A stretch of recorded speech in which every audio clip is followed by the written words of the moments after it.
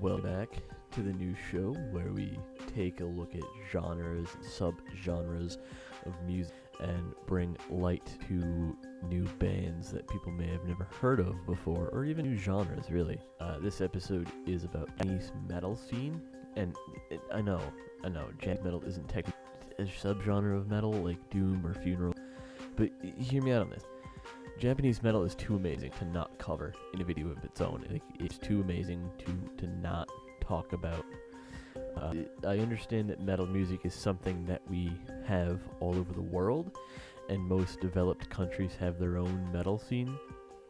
But I find that Japanese metal is one of the more interesting ones in the world, and I'll touch on that a little bit more in this, talk a little bit about the history of it first. In the late 1960s, there was a cover band inspired by US and UK metal bands by the name of Yuya Uchida and the Flowers. I know that I just absolutely butchered that name, and I apologize. And they were considered to be one of the forefathers of metal music, at least in Japan.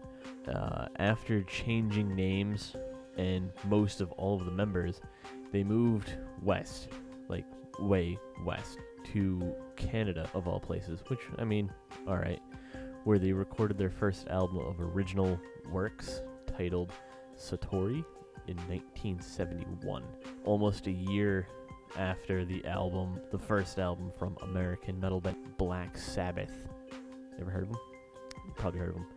In fact, Flowers Travel and End, yeah, that was what they changed it to, is cited to have been the first band to have recorded a Black Sabbath cover song. Later on, metal bands in Japan started to pop up in the late 70s with bands like Bow Wow and 44 Mac. And after that, heavy metal only grew from there, snowballing in the 80s with the formation of bands like Loudness in 81 and thrash death metal band United being formed that same year. And in the early 90s, there was also a new metal infusion in Japan, but then it was the 90s, so who wasn't experimenting in new metal back then, with now legendary Japanese-inspired band Linkin Park. Some notable Japanese new metal artists include Maximum, The Hormone, Rise, and Headphones President.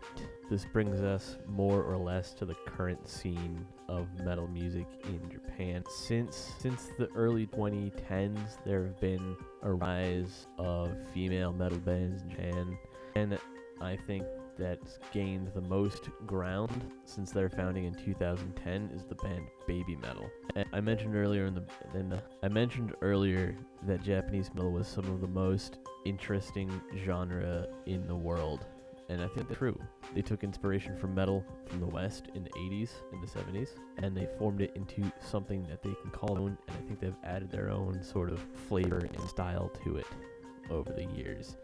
And there's one of my favorite Japanese metal bands, Fear and Loathing in Las Vegas, which was named after the film of the same title. They have their style, their sound is very unique. They don't repeat, they don't go, it's very, it's very linear, I guess, for lack of a better term. It's not like how we have a hook and then they change up the sound every so often, and they don't have a verse, a chorus, a verse, and a chorus. It's very, it doesn't loop back on itself, is I guess what I mean to say. It's very forward. Their music is very forward progressing. It doesn't loop back off. I just looped back on myself. So it's very interesting. If you've never heard of Fear and Loathing in Las Vegas, definitely recommend listening to their music. Jump, or I think they have a song called Jump. Yeah, I would definitely recommend listening to that one. It's a good song, and they're just a good band. If you're into Japanese metal and you want to get into Japanese metal, they're a very good band. So that's gonna about do it for this episode of the show with no name. If you guys like this, please consider subscribing to the channel. It would help me out a lot. I'm trying to grow this channel into a very prominent music channel, and I hope to see you guys commenting on future videos. I'm always interactive in the comments when I can actually remember to log into this account. So hope to see you guys in the future, and until then, rock on.